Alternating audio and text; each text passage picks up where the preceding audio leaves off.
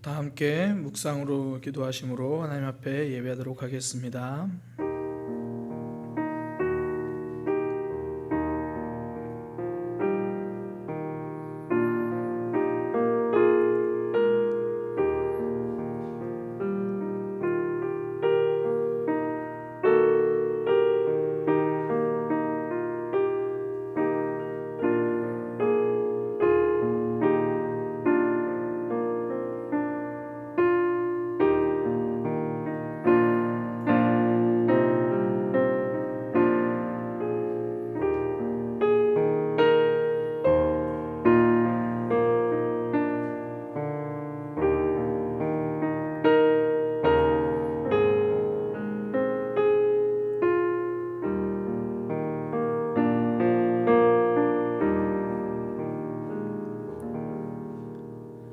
하나님, 이 시간 하나님 앞에 예배합니다. 있는 자리에서 예배할 때에 우리의 마음을 지켜주셔서 하나님 앞에 드려지는 예배가 될 수 있도록 우리를 붙들어 주옵소서. 예배하는 시간 온전히 하나님에게 집중할 수 있게 우리의 생각을 지켜 주옵소서. 예수님의 이름으로 기도드립니다. 아멘. 다 함께 사도신경으로 신앙 고백하겠습니다.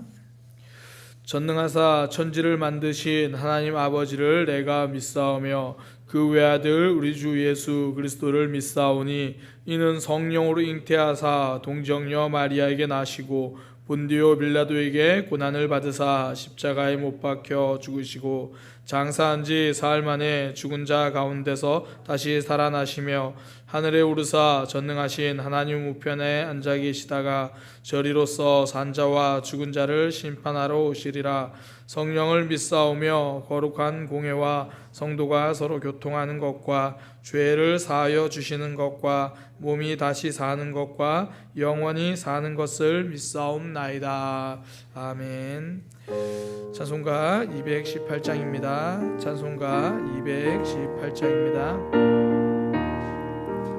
내 마음과 정성을 다하여서 주 너의 하나님을 사랑하라. 내 몸을 아끼고 사랑하듯 형제와 이웃을 사랑하라. 주께서 우리에게 명하시니 그 명령 따라서 살아가리. 널 미워 해치는 원수라도 언제나 너 그렇게 사랑하라. 날 핍박하는 자 위에서도 신실한 마음으로 보길 빌라. 주께서 우리에게 명하시니 그 명령 따라서 살아가리. 나 항상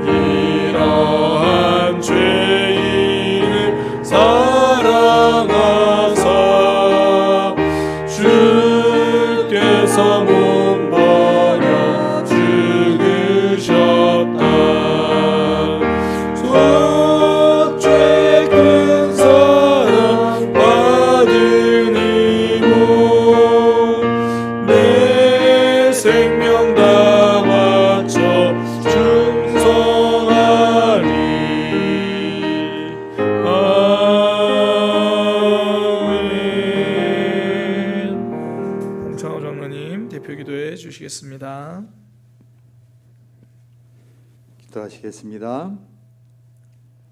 모든 만물을 창조하시고 우리의 구원자이시며 예배를 받으시기에 합당하신 하나님을 찬양합니다.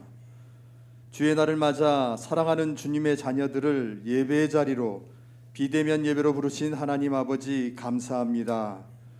우리들의 신음에도 응답하시는 주님, 특별히 새로운 한 해를 허락하시고 강추위와 어려움 속에서도 건강을 지켜주시고 기쁨으로 한 주간을 살아가게 하시니 또한 감사합니다. 그러나 온 세상에 새날을 주시고 한 주간의 삶 속에서 죄악과 고통으로 신음하며 살 수밖에 없는 우리는 긍휼히 여겨 주옵소서. 생명 되신 예수 그리스도를 통해 참 평안과 기쁨을 누리며 살아가도록 인도하여 주시옵소서. 새로운 한 해를 시작할 때마다 이제는 달라진 삶으로 하나님이 기뻐하는 삶으로 살겠다고 수없이 다짐하고 결심하지만 뒤돌아보면 남는 것은 나 자신에 대한 실망뿐임을 고백하며 나의 모습을 바라보고 있습니다. 하나님을 전적으로 신뢰하며 의지하는 것보다 나의 좁은 생각과 판단으로 나의 얄팍한 지식을 앞세우며 의를 위해 살지 못했던 나의 모습을 주의 보혈로 씻어 주시옵소서. 새해에는 이전보다 더욱 주님께 나아가 말씀과 기도가 멈추지 않는 한 해가 되게 하시고 날마다 성령님으로 의지함으로 성령의 도우심과 가르치심으로 인도하심을 받는 한 해가 되게 하여 주옵소서. 그러므로 믿음이 성장하며 변화된 모습으로 하나님의 시선이 나의 시선이 되게 하시며 하나님의 목적이 나의 목적이 되어서 하나님의 나라를 세우는 일에 아름답게 쓰임받는 통로가 되는 한 해가 되게 하여 주옵소서. 역사의 주관자이신 하나님, 이 나라 이 민족을 불쌍히 여겨 주옵소서. 아직도 끝나지 않는 코로나와 어려운 경제와 여러 가지 문제들로 인해 모든 교회가 기도하게 하시옵소서. 특별히 대통령과 위정자들에게 올바른 판단과 분별을 할 수 있는 마음을 주시고 무엇이 옳고 그른가를 알게 하시고 하나님의 공의와 정의가 바로 세워지는 나라가 될 수 있도록 간절히 기도합니다. 사랑의 하나님, 올 한 해 사랑의 교회가 아름답게 성장하는 한 해가 되기를 원합니다. 하나님의 말씀에 복종하게 하시옵소서. 하나님의 뜻이 내 마음에 들지 않고 내 생각과 다르더라도 그 뜻을 복종하며 성숙해지며 삶으로 또한 행동으로 실천하게 하시옵소서. 하나님의 또한 말씀에 두렵고 떨림으로 살아가게 하시옵소서. 하나님을 경외함으로 하나님 앞에서 나의 부족함을 고백하며 두려운 마음으로 하나님의 곁을 떠나지 않고 하나님의 뜻대로 살아가며 우리들의 구원을 완성하게 하시옵소서. 오늘도 말씀을 전하실 박명수 목사님에게 갑절의 영역을 더하심으로 능력 있게 하나님 말씀 대언하실 때마다 잊어버렸던 영혼들, 고통받는 영혼들을 향한 아버지의 사랑이 전하여질 때마다 부활의 생명을 얻게 하시고 오직 살아계신 하나님의 말씀과 영광만이 나타나는 귀한 시간 되게 하여 주옵소서. 모든 말씀 예수 그리스도 이름으로 기도합니다.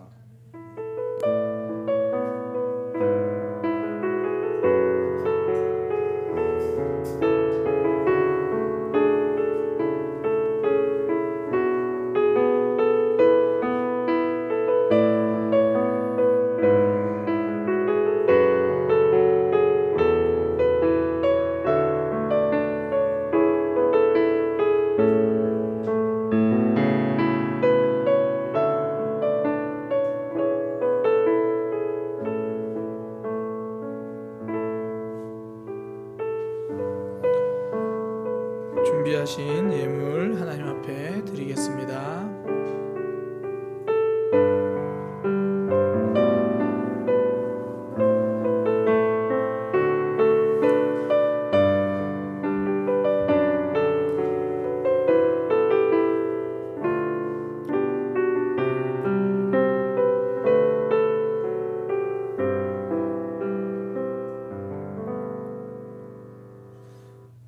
보험기도 드리겠습니다. 하나님, 오늘 예배에 나오면서 주님 앞에 물질을 드리게 하시니 감사합니다. 이 물질을 드림은 우리 삶의 고백입니다. 돈으로 사는 것이 아니라 하나님으로 살아감을 고백하며 드립니다. 우리의 삶을 인도하여 주시고 붙들어 주셔서 하나님께서 지키시는 삶을 경험케 하여 주옵소서. 무엇보다 이 물질이 쓰이는 곳곳마다 하나님의 사랑이 드러나고 하나님 나라가 확장되는 역사가 있게 하여 주옵소서. 많이 어려운 때입니다. 하나님의 도우심이 절실합니다. 하나님의 부어주심이 성도들의 가정 가운데 꼭 필요합니다. 주님께서 때를 따라 돕는 은혜로 부어 주옵소서. 믿음이 흔들리는 때입니다. 우리의 믿음을 붙들어 주셔서 물질의 시험을 이겨내는 믿음 될 수 있도록, 하나님만 바라보는 믿음 될 수 있도록 우리의 믿음을 붙들어 주옵소서. 예수님의 이름으로 기도드립니다. 아멘. 교회 소식입니다. 오늘은 예배도 계속해서 온라인으로 드려집니다.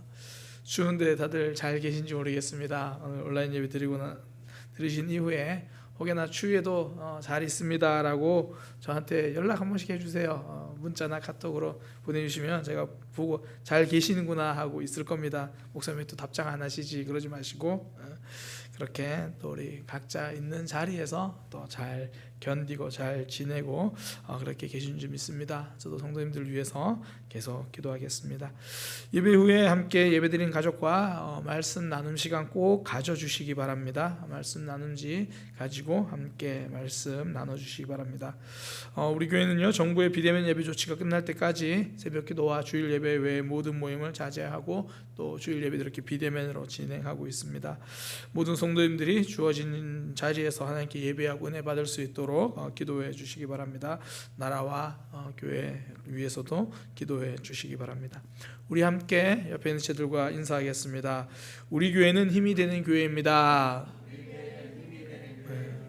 사랑의 교회가 곁에 있습니다. 제가 힘이 되겠습니다. 우리 그렇게 서로에게 힘이 되는 그런 믿음의 사람으로 잘 성장하기를 소망합니다. 그러기 위해서 함께 하나님 말씀 보도록 하겠습니다. 사도행전 말씀입니다. 사도행전 10장 1절에서 8절까지 말씀입니다. 사도행전 10장 1절에서 8절까지 말씀입니다. 한 목소리로 합독하도록 하겠습니다. 사도행전 10장 1절에서 8절까지 한 목소리로 합독하도록 하겠습니다. 가이사랴에 고넬료라 하는 사람이 있으니 이달리아 부데라 하는 군대의 백부장이라. 그가 경건하여 온 지방과 더불어 하나님을 경외하며 백성을 많이 구제하고 하나님께 항상 기도하더니 하루는 제9시쯤 되어 환상 중에 밝히 보매 하나님의 사자가 들어와 이르되 고넬료야 하니 고넬료가 주목하여 보고 두려워하여 이르되 주여 무슨 일이니이까. 천사가 이르되 내 기도와 구제가 하나님 앞에 상달되어 기억하신 바 되었으니 내가 지금 사람들을 요빠에 보내어 베드로라 하는 시몬을 청하라. 그는 무두장이 시몬의 집에 유숙하니 그 집은 해변에 있다 하더라. 마침 말하던 천사가 떠나매 고넬료가 집안 하인 둘과 부하 가운데 경건한 사람을 불러 이 일을 다 이루고 요빠로 보내니라. 아멘.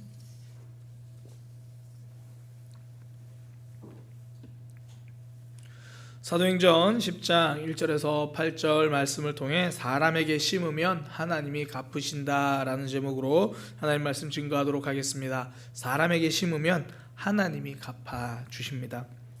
요즘 날씨가 많이 춥습니다. 겨울도 얼어버린 그런 기분입니다. 이 추운 겨울을 각자 지내는 각자의 방법들이 있을 거예요.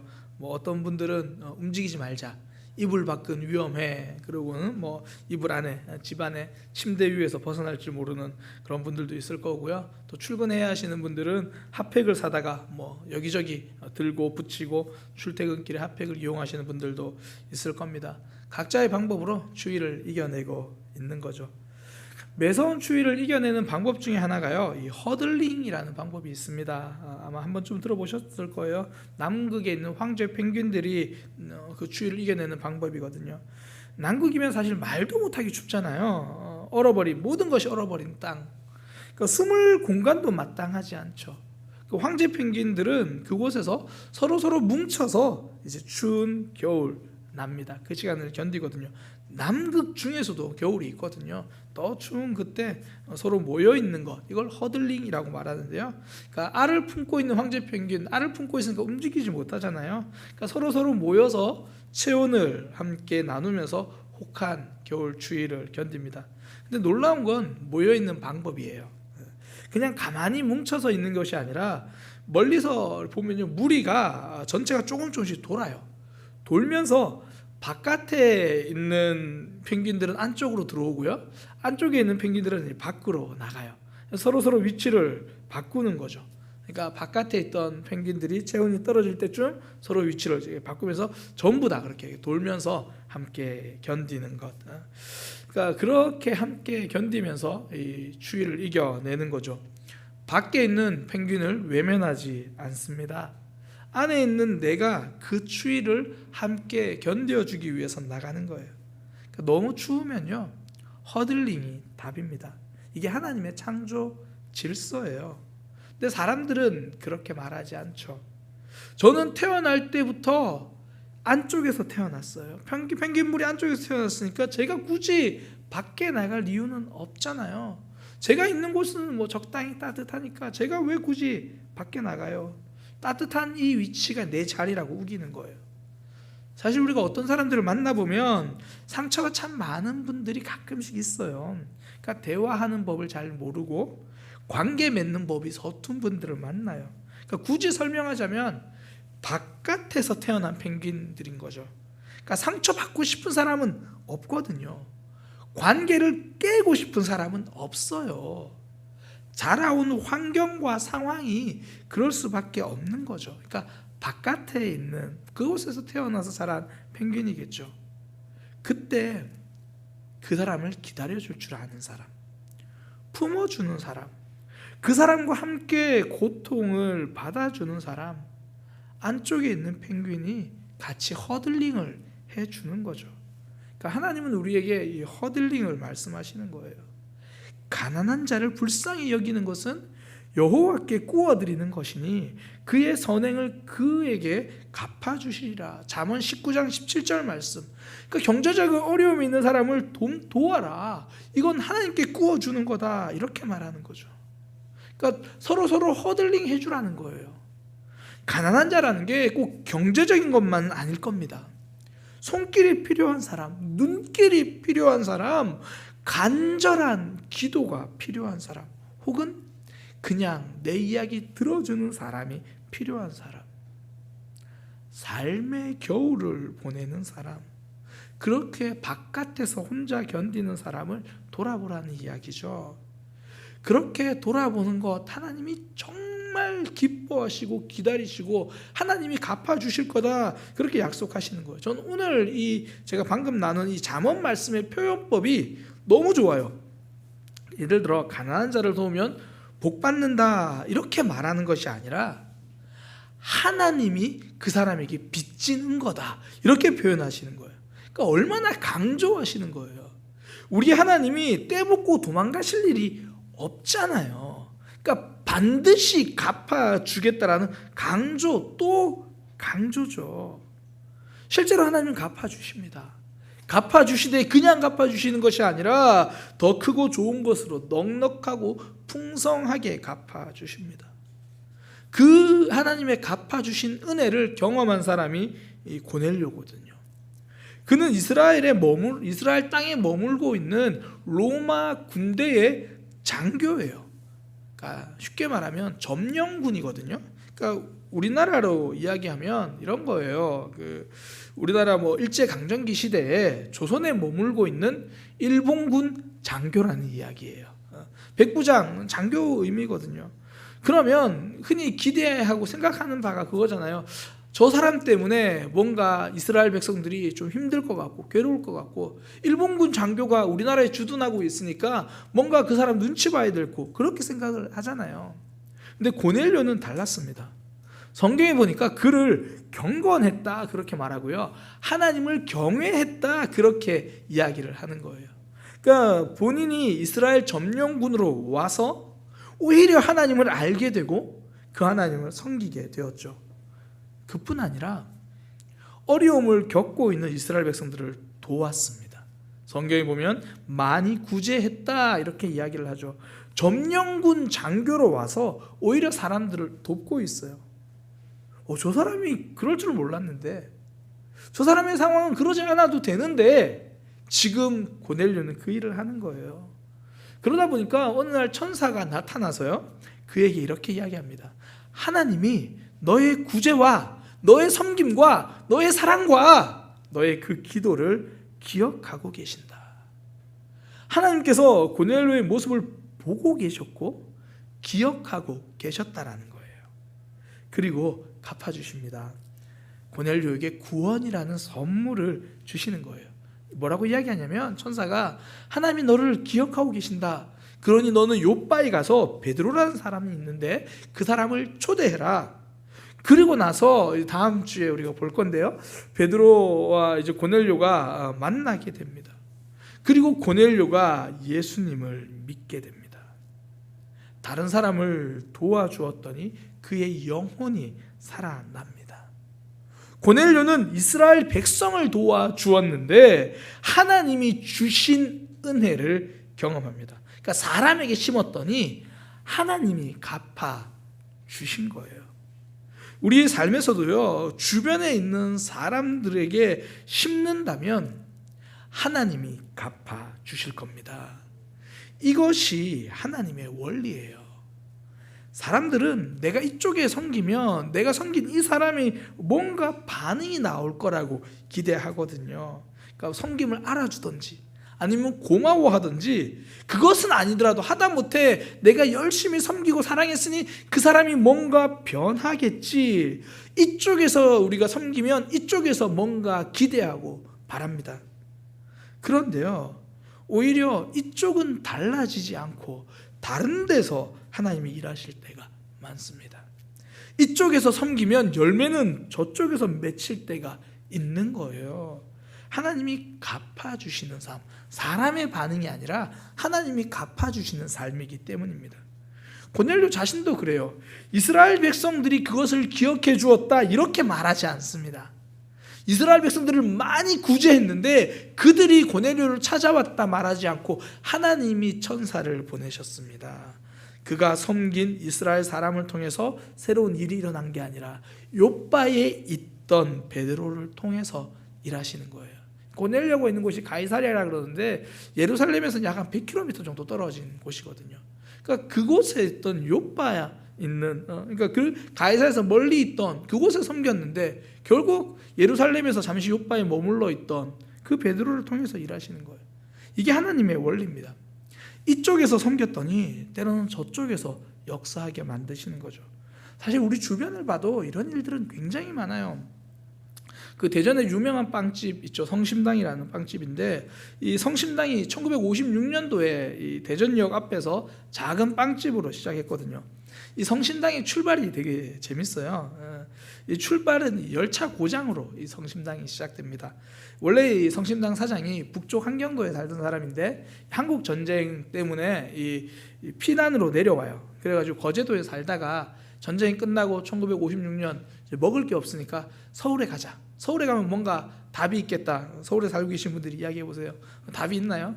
뭔가 답이 있겠다. 그리고 서울 올라가는 열차를 이제 가족들과 함께 타고 가요. 가는데 열차가 중간에 고장이 나요. 그래서 이제 대전에 내릴 수밖에 없는 거예요.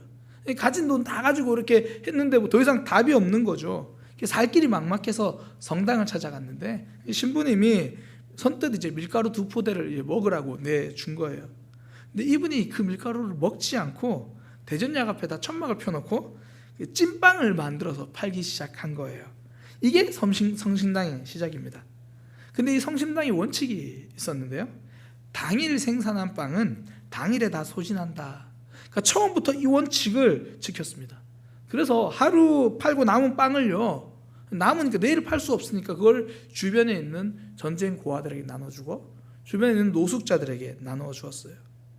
사실 남은 빵을 팔지 않는 것과 남은 빵을 나눠주는 것은 완전히 다른 문제예요. 사람들은 흔히 이렇게 생각하거든요. 남은 빵을 나눠주기 시작하면 누가 돈 주고 사 먹으려고 하는가, 사 먹으려고 하다가도 기다린다는 거죠. 남은 빵 받을 수 있으니까 그것부터 생각해요. 그러니까 사람들은 버릴지언정 나눠주지 않아요. 근데 성심당은 그러지 않았습니다. 그 결과 오래된 빵을 팔지 않는다는 신뢰가 쌓였고 착한 빵집이라는 입소문까지 난 거죠. 사실 요즘은 우리가 기업 이미지가 중요하다 해서 이렇게 막 하는 기업들이 있지만 이 당시에 성심당은 그것과 결이 다른 거예요. 그렇게 퍼주고 다른 곳에 사랑을 베풀었더니 이곳에서 손님들이 찾아오기 시작하는 거죠. 이게 원래 하나님의 원리입니다. 내가 이쪽을 섬긴다고 해서 열매가 이쪽에서 나오는 것이 아닙니다. 그렇다 이쪽에서 열매가 나오지 않는다고 해서 열매가 없는 것이 아니에요. 하나님이 기억하시거든요. 사실 저도 목회를 하면서 가장 많이 경험한 것 중에 하나가 이거예요. 그러니까 목회를 하다 보면 전략적으로 목회를 하게 되거든요. 그러니까 모든 성도들을 다 사랑하지만 훈련은 단계별로 진행하게 되어 있습니다. 그러니까 상황에 맞게 그 사람에 맞게 신앙 훈련을 하잖아요. 그러면 목회자가 기대하는 게 있어요. 한 1년 정도 훈련했으니까 한 1년만큼 신앙이 좀 자랐으면 좋겠고 한 3년 정도 신앙 훈련하면 한 3년 정도만큼은 그 사람이 자랐으면 좋겠는데 현실은 그렇지 않아요. 제가 청소년들과 사역할 때도요, 이쪽에서 한 3년 열심히 섬겼는데 3년 동안 섬겼는데 그 친구는 3개월 훈련받은 것 같아요. 여전히 크게 달라지지 않아요. 그리고 한편에 저쪽에 있는 친구는 나중에 아직 단계가 있으니까 조금 있다가 훈련학교 시작해야겠다 그랬던 친구가 어느 순간 신앙이 불쑥 자라버린 거예요. 저는 여기에 쏟아부었는데 하나님은 저쪽에서 역사하신 거죠. 이게 하나님의 방법이에요. 우리의 노력이 필요 없다는 것이 아니라 우리는 여기에 섬기고 심었더니 하나님이 기억하시고 하나님의 방법으로 갚아주시는 거예요.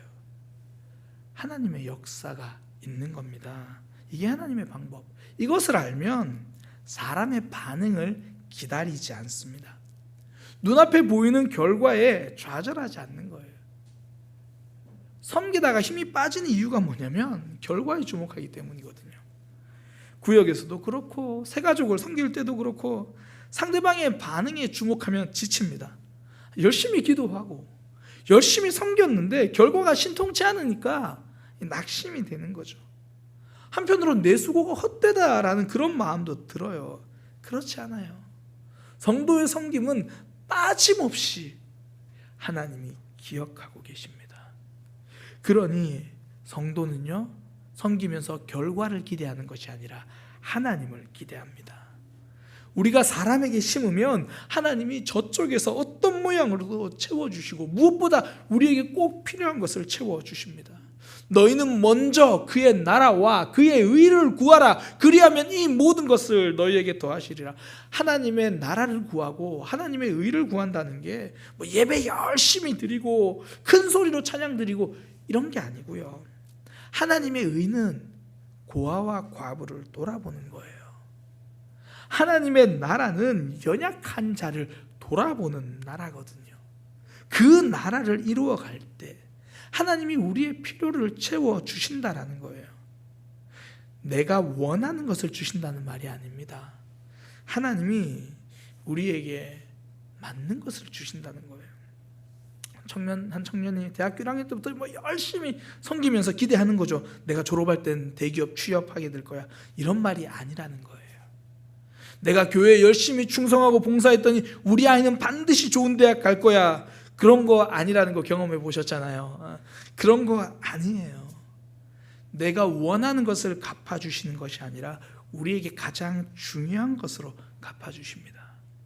고넬료가 이스라엘 백성들을 열심히 도와주었더니 그 보상으로 로마 황제를 만난 것이 아니라 예수 그리스도를 만났습니다. 하나님이 주시는 은혜를 경험했습니다. 하나님은요, 세상을 변화시키려고 우리에게 섬기라고 말씀하지 않으십니다. 우리에게 은혜 주시려고 우리에게 섬기라고 말씀하시는 거예요. 내가 저 사람을 꼭 변화시켜야 되니까 네가 좀 참아, 네가 좀 헌신하고 네가 좀 손 내밀고 네가 좀 그 사람에게 다가가, 이게 아닙니다. 내가 너에게 사랑이 무엇인지를 알게 해줄 테니 섬기고 헌신하라는 거예요.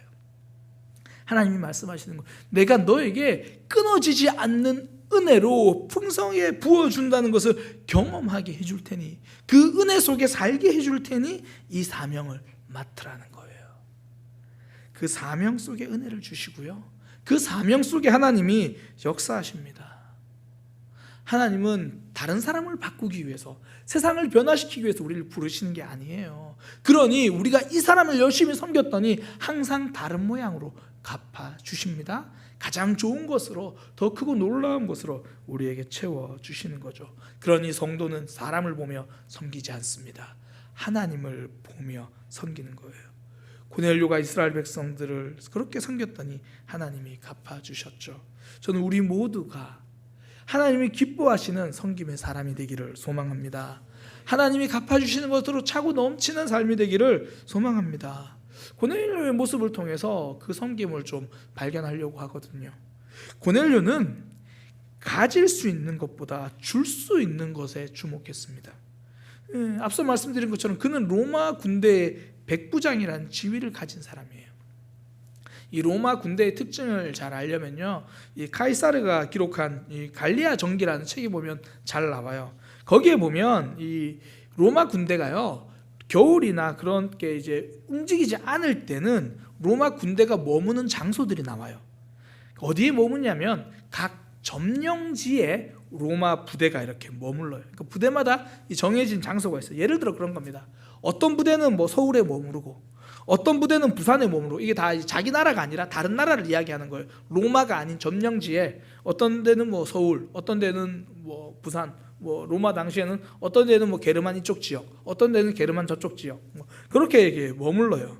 그렇게 하는 이유가 뭐냐면 이 부대 유지비 때문이에요. 부대 유지비를, 그러니까 병사들이 입고 먹고 지내는 그런 유지비를요, 로마가 감당하지 않아요. 그 점령지에 보내놓으면 그 점령지에 있는 나라가 이 로마 군대를 유지해 줘야 돼요. 로마 군인들을 먹여주고, 그러니까 유지비를 점령지에서 충당하는 거거든요. 그러니까 로마 군대가 거기 주둔하고 있으면 그 지역 사람들이 그 로마 군대들을 먹여주고 재워주고 책임져주고, 그러니까 그들 입장에서 로마 군인은요, 짐이죠. 그러니까 그 존재 자체가 자신들 걸 뭐 가져가는 사람들이에요. 로마 군인도 그걸 당연하게 생각하는 거예요. 로마 군인 입장에서 이스라엘 사람들은 나에게 뭔가 주는 사람이에요. 로마 군인들 입장에서 이스라엘 사람들은 내가 저 사람들을 받아가지고 내 것을 누리는 그런 사람이에요. 근데 고넬료는 달랐어요.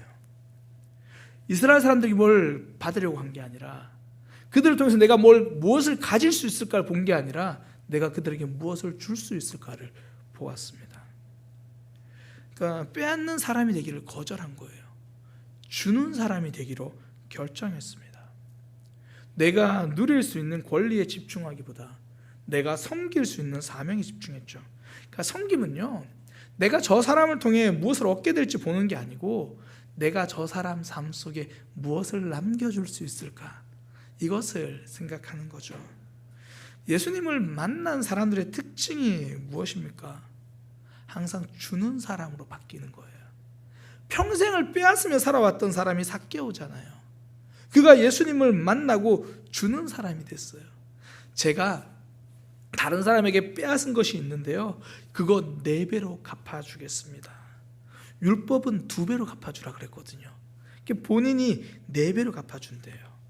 2배는 율법이고요, 4배는 사명입니다. 우리는 흔히 그런 생각하잖아요. 대부분 가해자는 잘 몰라요. 그래서 하나 갚아주는 것도 힘들어해요. 그런데 성경이 2배 갚아주래요. 율법이 정한 것. 주변 사람들이 이렇게 이거 정도는 해야 되지 않아? 그 말이 부담스러워요. 그래서 그것까지는 해요. 2배까지는 하는데 4배는 힘들다는 거죠. 사단은 우리에게 2배도 많다고 속삭이거든요. 사람 만나는 게 얼마나 힘 빠지는 일인데 왜 이것을 해야 되지? 내 성격은 딱 이 정도가 좋은데 왜 저 사람에게 다가가야 되지? 그러니까 내가 불편하지 않은 선에서 하려고 하는 거죠. 그나마 양보해서 공식적인 섬김 딱 2배, 율법에서 말하는 거, 그 2배의 삶까지만 살려고 해요. 그러나 예수님을 만난 삭개오, 2배의 삶이 아니라, 정해진 만큼이 아니라 그 이상의 삶, 그걸 보여주는 거죠. 정해진 만큼이 아니라 그 이상의 삶이 상대방의 마음에 남습니다. 제 마음에 남아있는 목사님들을 생각해 보면요, 전부 그 이상의 섬김을 저에게 보여주셨던 분들입니다. 제가 가끔씩 말씀드리는 이제 대전에서 만났던 목사님, 그분은 이제 방학이 되면 신학생들에게 신학생들을 위해서 기숙사 방 하나를 빌려요. 저희 침신대 신관 기숙사의 특징이 뭐냐면, 이 방 하나를 열고 들어가면 이 거실이 있고요, 그 거실에 방이 또 3개가 있어요. 그 방에는 침대가 3개씩 이렇게 2층 침대랑 하나 또 하나 해서 3개씩 놓여 있어요. 그래서 방 하나에 들어가면 거실과 방 3개, 그래서 총 9명이 지낼 수 있습니다. 그 방을 그냥 목사님이 잡으신 거예요. 신학생들에게 뭐 따로 회비를 받거나 그런 게 아니라 그냥 이제 그 교회에다가 이야기하셔가지고 방 하나 9명이 들어갈 수 있는 방을 방학 때 잡습니다. 그리고 매일 아침 7시면 영어 공부할 것들을 챙겨가지고 그 방으로 들어오세요. 그러니까 새벽기도 마치고 그 시간에 오시는 거예요. 신학생들 보고 야 너희 영어 배울 거니까 내가 가르쳐 줄 거니까 7시까지 교회로 와. 그러지 않으세요. 그럼 누가 일어나겠어요? 신학생들도 방학 때는 굉장히 게을러지거든요. 좀 쉬고 싶으니까. 근데 그 목사님이 7시에 직접 들어오십니다.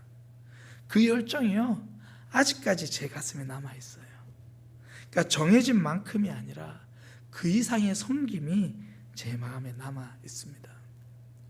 고넬료의 섬김은요, 로마 장교의 삶이 아닌 거죠. 그 이상을 남겨주는 삶, 그거죠. 무엇보다 하나님의 가슴에 그 섬김이 남아있는 거예요. 예수님을 만난 삭개오가 이렇게 말하잖아요. 이제 사람들 마음에 사랑을 남기는 그 모습으로 바뀌었거든요. 제가 가난한 자에게 제 재산의 절반을 주겠습니다. 예수님을 만나고 사람들에게 사랑을 남기는 사람이 됐죠. 반대로 항상 예수님과 사사건건 갈등하던 바리새인들은요, 항상 자기 것 지키려고 하던 사람이에요. 그러니까 바리새인들이 예수님에게 도전했던 이유가 딴 게 아니잖아요. 내 삶을 침범받기 싫어서 그래요. 내가 가진 기득권, 내가 가진 삶의 패턴을 침범받기 싫은 거예요. 그냥 율법에서 말하는 대로만, 전통대로만 살면 되지, 왜 자꾸 우리 보고 더 사랑하라고 하는가? 왜 자꾸 우리 보고 틀렸다고 하는가? 이 정도면 충분하지, 왜 자꾸 나의 영역에 침범해 들어오는가? 바리새인들의 삶은요, 이스라엘 백성들의 가슴에 아무것도 남기지 못했어요. 굳이 남겼다면 정죄감만 남겼죠. 바리새인들은 내 삶의 불편함을 보았지만 예수님은 사람들의 아픔을 보셨습니다. 그래서 바리새인들은 예수님을 못 박자고 주장했고, 예수님은 생명까지 주시려고 십자가에 오르셨죠. 그러니까 예수님의 삶이 감동적인 이유는요, 생명까지 주셨기 때문입니다. 내 것을 침범하지 않으려는 삶에는 감동이 없어요. 한 소설가가 비 오는 날 창문 너머를 보면서 이런 글을 남겼습니다. 밝은 마음으로 보면 비 오는 날도 빛을 보고, 굳은 마음으로 보면 햇빛 쨍한 날에도 어둠을 본다. 그러니까 밝은 마음으로 보면 비 오는 날에도 빛이 보이는데, 굳은 마음으로 보면 햇빛 쨍한 날에도 어두움을 본다라는 거죠.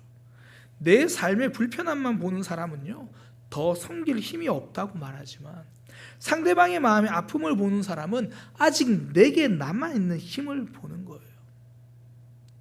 가을의 단풍이 아름다운 이유는 나무에 영양분을 다 주어서 그래요.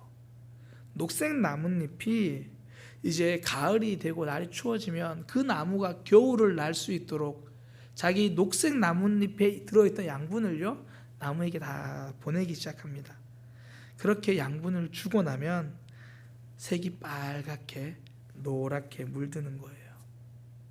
남에게 주려고 할 때 단풍이 듭니다. 남에게 줄 때 아름답게 물드는 거예요. 백부장 고넬료는 더 가지려는 삶 대신 주려는 삶을 선택했습니다. 하나님이 그 삶을 기억하신 거예요.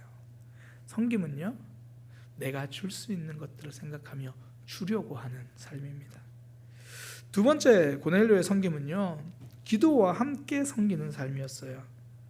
그러니까 천사가 고넬료를 칭찬하면서 딱 2가지 이야기해요. 너의 기도와 구제를 하나님이 보셨다. 그러니까 남을 섬기는 고넬료의 삶은 기도도 함께 있었습니다. 섬기는 건요, 무엇을 주는가 이거 굉장히 중요해요. 상대방이 필요한 것을 주어야 하잖아요. 그런데 그러면서 잊지 말아야 할 게 뭐냐면 어떻게 주는가입니다. 기도가 빠진 헌신은 위험합니다. 제가 갓 고등학교를 졸업하고 나서 일입니다. 청년부에 올라갔죠. 그러니까 제가 청년 때문에도 가을이 되면 청년들 문학의 밤이라고 행사를 했거든요. 근데 어쩌다 보니까 갓 올라간 제일 막내인 제가 총 담당자가 됐어요. 정확히 제가 왜 총 담당자가 됐는지 기억은 나지 않지만 아무래도 제가 나서기를 좋아하니까 선배들한테 이건 이렇게 하죠, 저건 저렇게 하죠 자꾸 이야기하니까 선배들이 그럼 네가 해봐 뭐 여러 가지 복합적인 이유로 아마 제가 됐던 것 같아요. 저는 이제 나름 열심히 굉장히 뭐 의욕적으로 갓 올라온 막내가 했으니까 얼마나 의욕적으로 준비를 했겠어요. 열심히 하는데요, 자꾸 마음이 불편한 거예요. 저는 동분서주 막 열심히 뛰어다니는데 선배들은 생각만큼 협력을 잘 안 해요. 이게 10월 달에 할 거면 8월 달부터 좀 모여가지고 연습도 하고 뭐 할 건지 생각해 오라 그러면 계획도 좀 이야기해 주고 그러면 좋겠는데 그냥 할게 기다려봐 너무 마음이 불편한 거예요. 그래서 제가 당시 회장으로 있던 선배에게 막 대들었던 기억이 납니다. 그러니까 제가 열심히 하고 있으니까 제가 옳다고 생각한 거예요. 제가 헌신하고 있으니까 저는 화내도 된다고 생각했던 거예요. 기도 없이 뛰어다닌 저의 헌신은요, 섬김이 아니라 갑질이었습니다. 교회는요, 일하지 않는 사람 때문에 흔들리지 않습니다. 기도 없이 섬기는 사람들 때문에 흔들리는 거예요. 섬김은 기도와 함께 갈 때 아름다워집니다. 그러니까 섬김은 기도와 같이 가야 되는 거죠. 기도하며 섬겨야 그 일이 하나님의 일이 되는 겁니다. 제가 아는 선배 목사님 한 분은요, 남모르게 선행을 이렇게 가끔 이렇게 많이 하십니다. 근데 그런 선행을 하실 때 굉장히 두렵고 떨리는 마음으로 진행하시더라고요. 한 번은 그분이 이제 사모님과 하시는 대화를 제가 옆에서 들었는데요, 사모님에게 이 섬기는 태도와 모습 이렇게 할 때 이렇게 말해야 돼 말까지 하나하나 다 알려주시더라고요.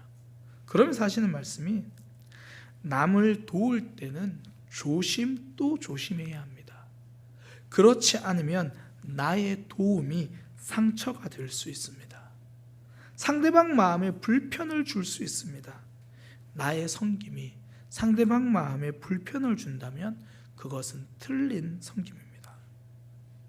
섬김 내용만큼이나 자세가 중요하다는 거죠. 그래서 기도와 함께 가야 합니다. 하나님, 어떻게 해야 할까요? 사실 그렇게 묻는다고 해서 답이 선뜻 오진 않아요.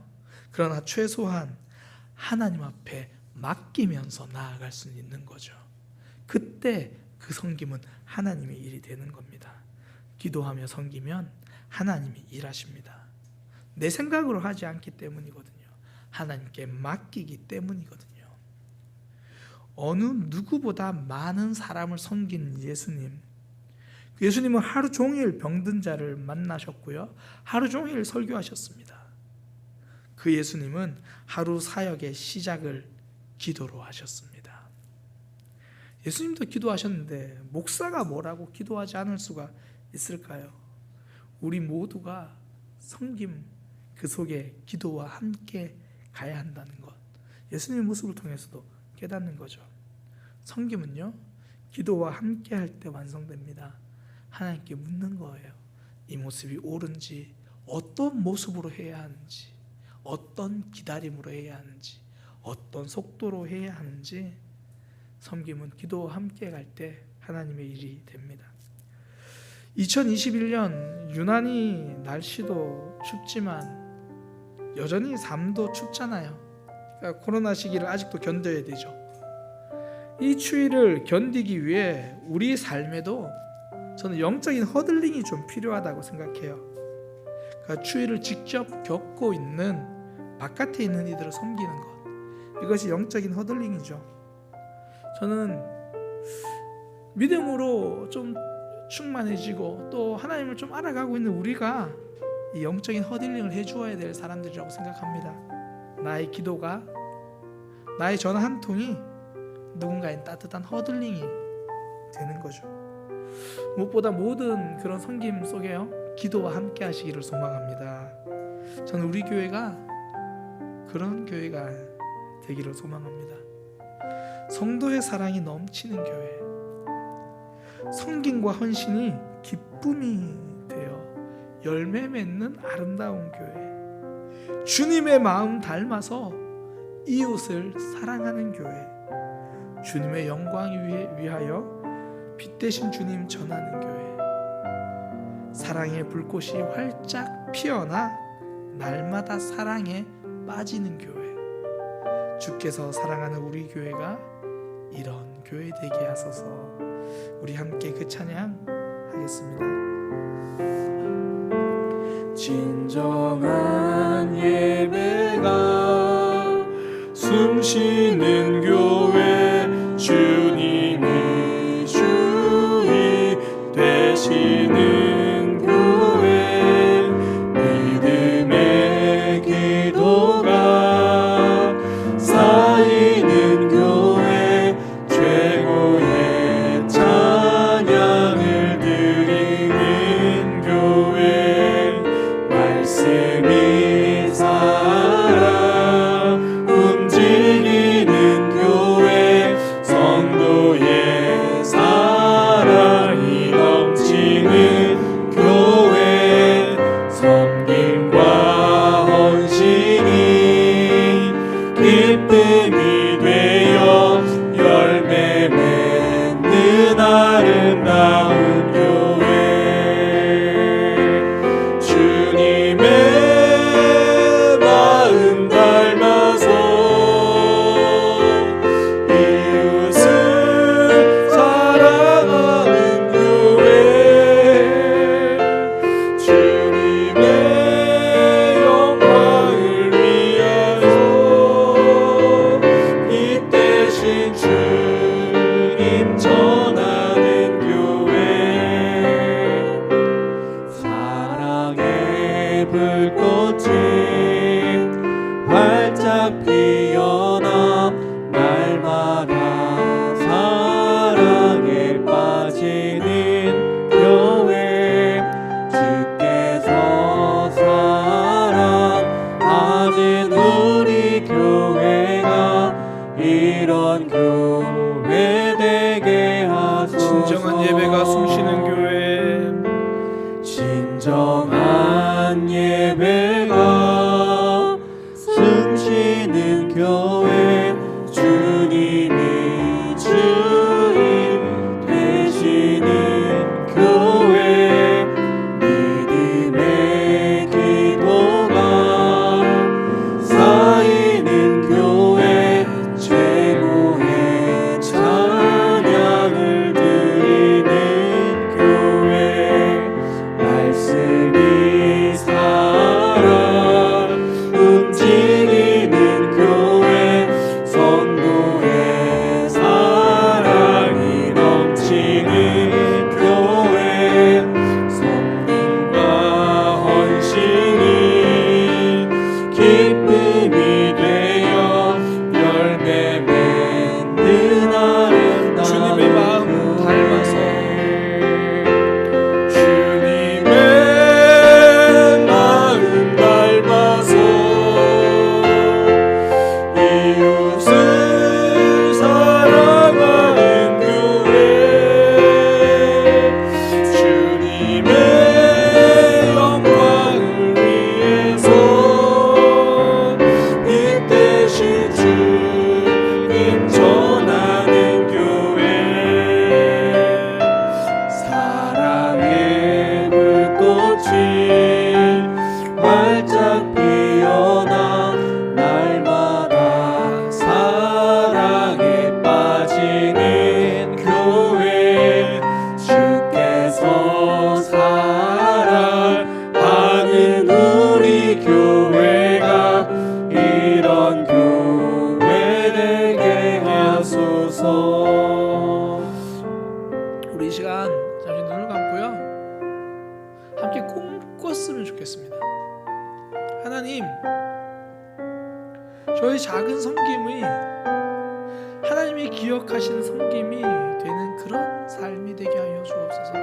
2021년 힘들고 어렵고 여러 가지 일들이 있지만 그래도 하나님 붙잡고 2021년 남들을 기도하며 섬겼더니 하나님께서 놀라운 은혜를 주시고 놀라운 사랑을 주셔서 그 사랑이 막 마음속에서 차고 흘러 넘치고 그 은혜가 내 속에 가득해서 몸은 힘든데 날마다 마음이 행복해서 어쩔 줄 모르는 그런 우리 각자의 모습을 꿈꿨으면 좋겠습니다. 하나님, 2021년은 사랑이 내 속에서 막 꿈틀거리며 흘러 넘치게 하소서. 그 은혜가 흘러 넘치게 하소서. 그런 한 사람 한 사람이 모여서 우리 교회가 그런 교회 되게 하소서. 주님의 마음 닮아서 이웃을 사랑하는 교회, 섬김과 헌신이 기쁨이 되어서 열매 맺는 교회, 주님께서 사랑하시는 우리 교회가 이런 교회 되게 하소서. 우리 이 시간 함께 하나님 앞에 기도하면서요, 하나님, 저도 그런 사람 되고 싶어요. 아니, 그런 사람 되게 만들어주세요. 저 좀 그렇게 만들어주세요. 그리고 우리 교회가 그렇게 되게 해주세요. 그렇게 함께 기도하도록 하겠습니다. 기도하겠습니다.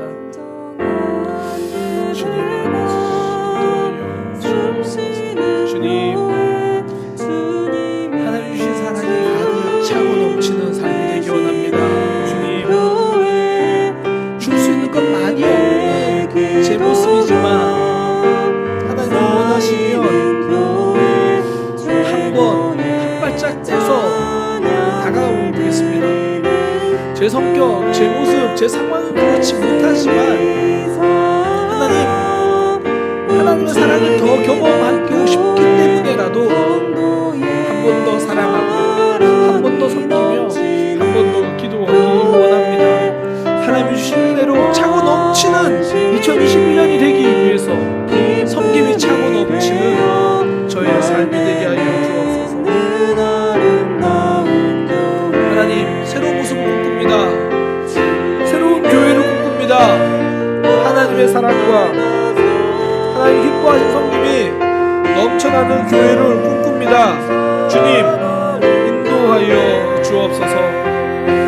하나님을 사랑하고 이웃을 사랑하는 교회, 주님께서 기뻐하시는 교회가 되기 원합니다.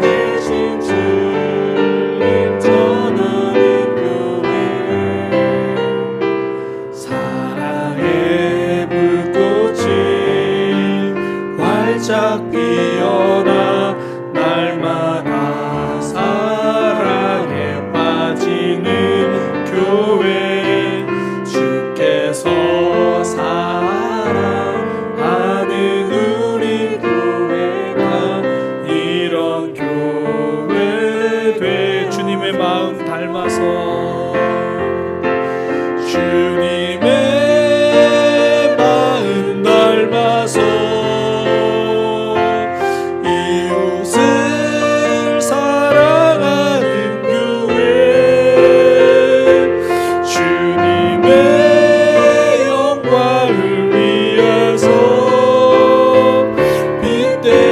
주님 전하는 교회, 사랑의 불꽃이 활짝 피어나 날마다 사랑에 빠지는 교회, 주께서 사랑하는 우리 교회가 이런 교회.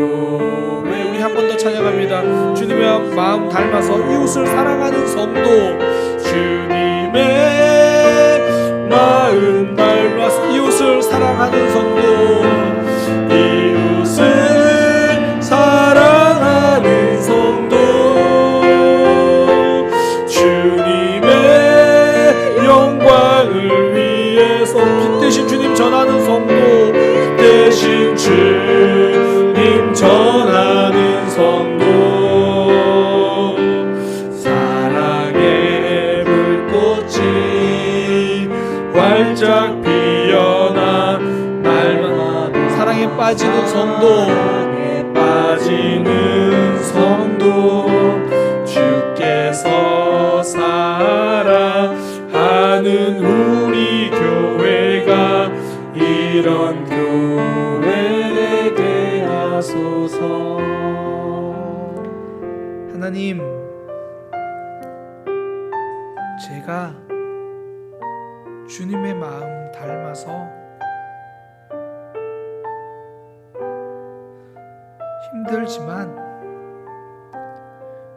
닮으려고 노력하고 흉내내서 이웃을 사랑하는 성도, 이웃을 사랑하는 사람이 되고 싶습니다. 주님의 영광을 위해서 주님을 전할 수 있는 사람이 되고 싶습니다.